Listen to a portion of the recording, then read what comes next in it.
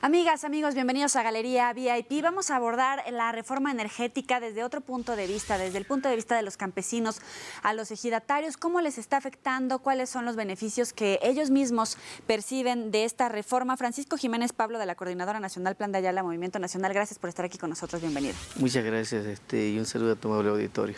Gracias por venir y por expresarnos estas opiniones y hacernos saber de manera muy cercana cómo se está viviendo esta reforma energética, las noticias, sobre todo de la ley de hidrocarburos. ¿Cómo prevén que les beneficie o les afecte? Mira, en primer lugar, el problema que tenemos es en el artículo 96 de la nueva ley de hidrocarburos, cuando le da preponderancia a la actividad de hidrocarburos y a la actividad energética sobre todo. En ese sentido, petróleo, gas, luz, petróleo, producción de energía. En ese sentido, pues está violentando un derecho constitucional que es el derecho a la alimentación, consagrado en el artículo 4 de la Constitución. Se supone que tiene preponderancia constitucional, por lo que había un conflicto constitucional entre ambas leyes, el derecho a la alimentación, que lo garantiza el artículo 4, y en este caso una ley secundaria que incluso se pone por sobre los intereses de la Constitución. Entonces, permítame explicarlo bien, porque de alguna manera la explotación de las tierras, la ocupación, aunque fuera temporal de las tierras, va a afectar los recursos de las mismas para garantizar la alimentación, ¿o cómo es que lo están visualizando? Bueno, desde el momento en que le da preponderancia a la actividad de hidrocarburos y a la actividad energética, está prácticamente violentando el derecho a la alimentación. Pero por otro lado, cuando habla al inicio hablaba de la expropiación a secas, como mucha oposición del movimiento campesino y de distintos sectores de la población, hoy le dan diversos aspectos, que puede ser la ocupación temporal, la ocupación superficial, el arrendamiento, hasta la adquisición, es decir, los contratistas o asignatarios nacionales o extranjeros podrán adquirir la tierra en el país. Ya no hay candados para que se adquieran las tierras si es que los campesinos están de acuerdo. Sin embargo, cuando vemos el papel tanto de la prioridad de la forma en que se va a despojar de los territorios indígenas y campesinos, también vemos que no hay para dónde, porque dice que si en 180 días los campesinos no llegan a acuerdo con los asignatarios o contratistas, entra la SEDATU, pero no en una lógica de árbitro, sino en una lógica de cómo convence a las comunidades indígenas y campesinos de que vendan, arrenden, o ocupación temporal o ocupación superficial. En esencia no hay para dónde se hagan los indígenas y campesinos más que o acuerdas bajo distintas modalidades.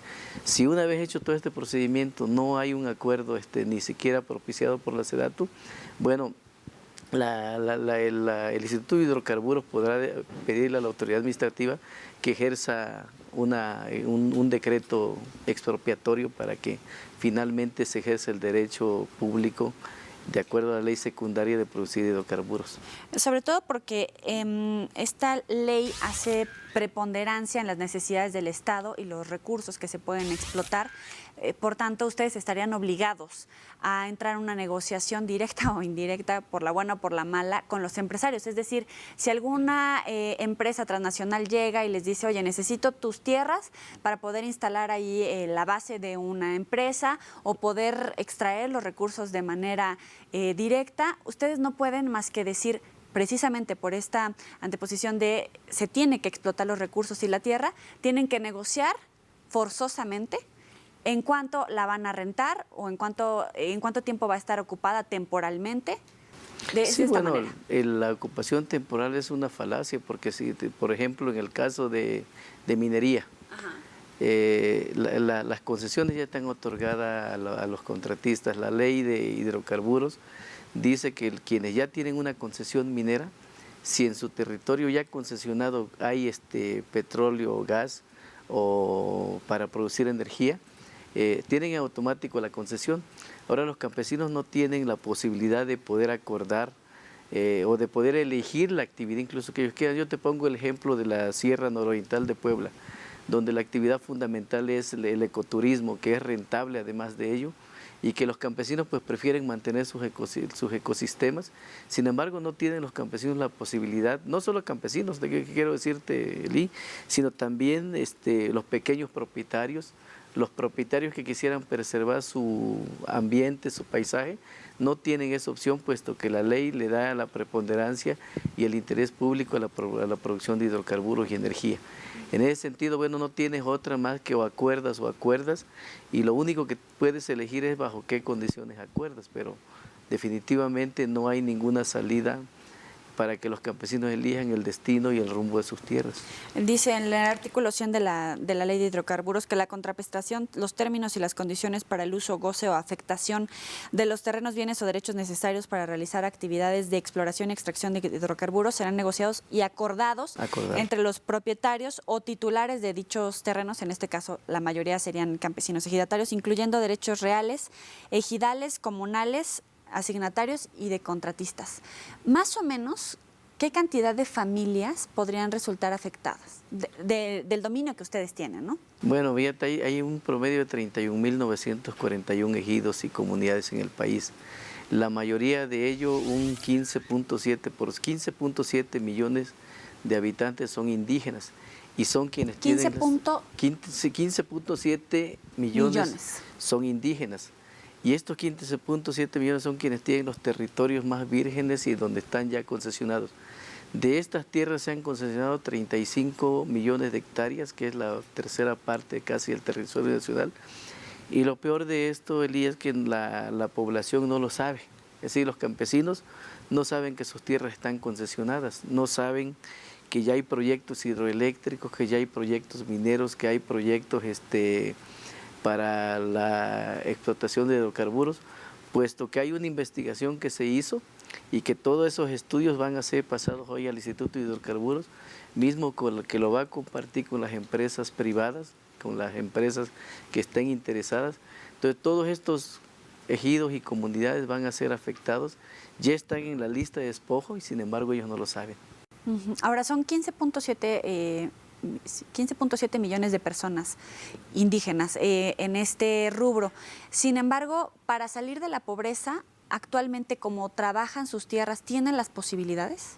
No, de hecho, uno de los problemas del campo es que a partir del Tratado de Libre Comercio con América del Norte, el campo prácticamente ha sido abandonado en la inversión. No hay crédito para el campesinado. Nosotros planteamos que debe haber una política de crédito que rescate la economía campesina y familiar, puesto que aunque el gobierno dice que el minifundio no es rentable en el país, los datos dicen otra cosa, los datos de la propia Secretaría de Agricultura y Ganadería. Por ejemplo, tenemos una dependencia alimentaria alrededor del 46% en el país, y de ese 54% de alimentos que el país produce para la población mexicana, un 71% se produce precisamente en los pequeños espacios, es decir, en las pequeñas parcelas. En sus propias tierras. En sus propias tierras. Por eso nosotros decimos que una de las políticas que debe haber en la reforma para el campo que está planteando el presidente Enrique Peña Nieto debe ser el rescate de la economía campesina y familiar. Este tipo de tierras que son productivas, que está demostrado de acuerdo a las propias estadísticas oficiales, y que el gobierno, sin embargo, dice que no hay rentabilidad. En este momento ya resulta contradictorio, ¿no? Por un lado, impulsar la reforma energética y por otro lado, intentar hacer que los propietarios de las tierras puedan sobrevivir en alimentación o en la propia explotación de sus tierras, si es que ya está preconcebido que las tendrán que ceder o prestar, rentar. Sí, por eso nosotros lo que planteamos es que debe haber una reforma, ahora sí, de la reforma, ¿no? El gobierno en la reforma para el campo debe, por lo menos lo que nosotros le planteamos a Pedro Joaquín Codwell en la reunión que tuvimos el 28 de julio, pues es que tuviese por lo menos la actividad agropecuaria y la actividad de hidrocarburos al mismo nivel en la Constitución, puesto que ambas están garantizadas en la Constitución. Sin embargo, pues no se logró que esa parte quedara inmersa. Por eso nosotros planteamos que debe haber una reforma de la reforma para que ese derecho a la alimentación sea garantizado en ¿Se la sienten Constitución. protegidos, representados por las diversas instituciones, no solamente por derechos humanos, sino incluso también por las propias secretarías de gobierno federal que hablan de la producción de la tierra, de cómo vivir, ser autosustentables con estas tierras? ¿Se sienten representados o más bien se sienten expuestos ante este tipo de reformas? Nos sentimos expuestos, Eli, porque de hecho una de las cuestiones que estamos planteando nosotros que tiene que ver con los derechos humanos y el derecho de los pueblos indígenas y campesinos es el derecho a la consulta. En el artículo 120 de la ley de hidrocarburos se plantea, después de tantos jaloneos, que fue parte de lo que acordamos con Pedro Joaquín Codwell, el derecho a la consulta.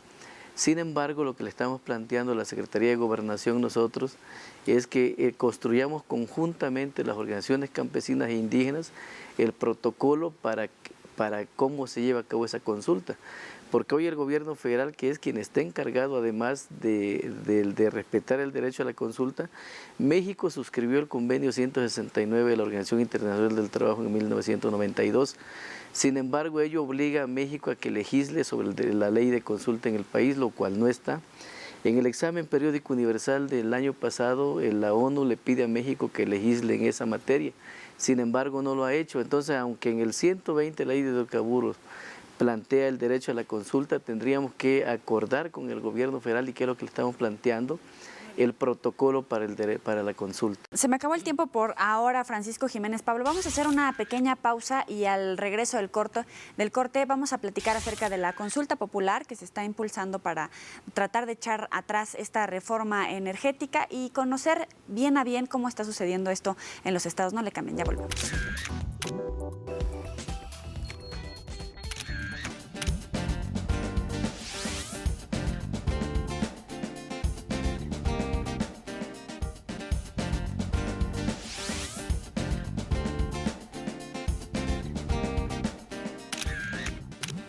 Gracias por seguir con nosotros en Galería VIP. Estamos platicando con Francisco Jiménez Pablo de la Coordinadora Nacional Plan de Ayala, Movimiento Nacional, acerca de esta consulta. En primera instancia, ¿cómo la están planteando para echar atrás la reforma energética, o por lo menos estos apartados? Bueno, de entrada creemos que una de las posibilidades de echar atrás la reforma energética pues es la consulta, que pudiese darse en el marco de las elecciones en el 2015. Aunque bueno, falta ver si la Suprema Corte lo aprueba. Si lo aprueba, creo que sería un importante ejercicio democrático que el Estado mexicano haría en el marco de los derechos ciudadanos de los mexicanos. Se requieren 2.5 millones más o menos, ¿no?, de firmas. Bueno, se requieren 2.5 millones. Hasta hoy, pues los partidos, sobre todo el Partido de la Revolución Democrática, ha planteado que ha alcanzado parte de eso. El ingeniero Cuauhtémoc Cárdenas, las organizaciones campesinas, pensamos que puede ser un vehículo para el ejercicio democrático. Y un vehículo constitucional, además. Un vehículo constitucional que legal. Además pueda, en todo caso, pues tomar en cuenta la voluntad de los mexicanos, porque en las condiciones actuales, pues la democracia parlamentaria prácticamente fue avasallada, no hubo debate parlamentario, se impusieron hasta el formato, los tiempos. Es verdaderamente vergonzante que en poco tiempo los diputados y senadores digan que han analizado a fondo la ley y sus repercusiones en el campo mexicano y en general en la sociedad mexicana. Entonces también prácticamente se avasalló a la oposición, no hubo ni siquiera la admisión de las divergencias mínimas en el marco de esa ley. Entonces pues creemos que no tiene un verdadero sustento popular la reforma energética. ¿Ustedes cómo lo viven? Porque si bien es cierto, las reformas se aprobaron tanto en la Cámara de Diputados como en la Cámara de Senadores a través de los representantes populares, pero más allá de los partidos de PRI, PAN, el Partido Verde que estuvieron y votaron a favor, también los campesinos votaron en su momento por sus diputados, por sus representantes. ¿Cómo se ven reflejados estas decisiones? ¿Cómo se ven representados en los congresos cuando no votan lo que ustedes necesitan? Bueno, yo creo que de entrada yo soy de los que siempre he manifestado que en primer lugar, pues nuestros representantes populares, entre comillas, pues no no representan realmente las aspiraciones populares. Las últimas encuestas nos dicen que incluso gente del PRI, del PAN, de diversos partidos, no están de acuerdo con la reforma energética, lo que implica que quienes están en la Cámara de Diputados y Senadores realmente no representan la voluntad popular. Y por otro lado, pues también si tú te das cuenta la gran cantidad de abstención que hay en el país, lo cual representa un descrédito de la política electoral en el país, de los políticos y de los que hacen política electoral en el país. Y bueno, eso es grave porque al final de cuentas no hay la legitimidad de quienes hoy nos están representando en las cámaras de este país. ¿Y por qué estamos tan separados o tan polarizados, ¿no? Por un lado, los ciudadanos no estamos acudiendo a las urnas y entonces nos dejamos gobernar por uno o dos que eligieron esos gobernantes, pero tampoco estamos haciendo el ejercicio de elegirlos. Hay una gran inconformidad popular en el país, que efectivamente yo creo que el problema es que hay un descrédito de los partidos, ¿no? Y que bueno, los partidos tendrán que apostarle a conquistar esa abstención tan grande que hay en el país. Pero por otro lado también yo quiero decirte con todo respeto que pues hay una campaña impresionante de medios de comunicación de las bondades de la reforma energética, de las bondades de las distintas reformas que se están haciendo en el país. Sin embargo, hay 32 años de aplicación de políticas económicas neoliberales, como se llama en el país, que lejos de achicar la brecha entre pobres y ricos, la han ido agrandando, ¿no? Y que hoy con estas reformas estructurales y en particular con la energética, pues se van a entregar los recursos naturales, los recursos minerales, y del subsuelo, hasta el agua, ¿no? el agua a las empresas nacionales y internacionales. Y en ese sentido prácticamente es una gran entrega. Yo creo y vislumbramos que en el país se va a venir una resistencia desde los territorios. Hemos estado llamando a crear los comités de defensa del territorio en los ejidos y comunidades, y que no va a ser fácil finalmente que se implemente ya en el terreno de los hechos la reforma energética, sobre todo en materia de hidrocarburos. La semana pasada todavía había una empresa española en Veracruz que llegó, instaló su maquinaria y empezó a construir una hidroeléctrica donde las comunidades no sabían que sus tierras estaban ya concesionadas para construir una hidroeléctrica.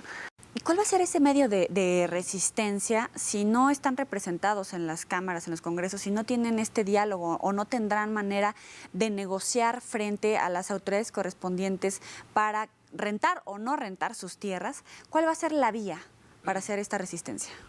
Mira, yo creo que la única vía que nos están dejando ahorita, nosotros estamos planteando el derecho a la consulta. Y en ello, el derecho a la consulta en el marco del convenio 169 de la Organización Internacional del Trabajo. Esta consulta implica información previa, libre e informada a las comunidades indígenas y campesinas. ¿Qué implica esto? Que las comunidades sean informadas en su lengua, que sean informadas y que sea respetado de acuerdo a sus costumbres de las comunidades indígenas y campesinas. Creemos que es la última vía que nos queda para que el país camine por una vía del acuerdo político y que estas grandes obras que se van a venir con la reforma energética pues realmente puedan caminar. De lo contrario van a tener oposición en las comunidades indígenas y campesinas. Es la última oportunidad que queda para construir el protocolo que sea de acuerdo al convenio 169. Si esto no se hace, la única salida que nos van a dejar es la de organizarnos en las comunidades y pues no permitir que ingresen las maquinarias como pasó en Mecacalco, Veracruz, hace exactamente 8 días, como lo están haciendo las comunidades del proyecto Integral Morelos, como lo están haciendo muchas comunidades ya que hoy están resistiendo porque aunque no había ley de hidrocarburos, ya hay concesionadas, como te decía hace rato, 35 millones de hectáreas de tierras. Ahora, hay este problema en Veracruz, pero también sucede en Puebla, en Oaxaca, en Chiapas, en Guerrero. Definitivamente está sobre todo lo que es minería en la zona sureste del país. Si quieres. Lo que es minería en la zona sureste del país, en Chiapas, por ejemplo, donde una minera canadiense quiso imponer la minería a cielo abierto en Chicomucelo y murió el compañero Mariano Abarca, ¿no? En Oaxaca, donde también hay distintos proyectos mineros, Creo que una de las zonas más emblemáticas el día de hoy es la zona nororiental de Puebla, donde el 80% de su territorio está concesionado con 90 proyectos mineros y 8 proyectos hidroeléctricos, ¿no? Y esta pues es una minería a cielo abierto. Lilla hace, pues en la conquista nos saquearon de todas las vetas de minerales que habían. Hoy no queda otra que sacarla mediante el sistema de exhibiación, que implica la aplicación de cianuro a la tierra para aislar el material del oro o la plata, y que eso va a generar el uso de mucha agua, pero sobre todo la contaminación de los mantos acuíferos y de las vertientes naturales. En Guerrero con la Parota y la propia resolución de la Corte, ¿no?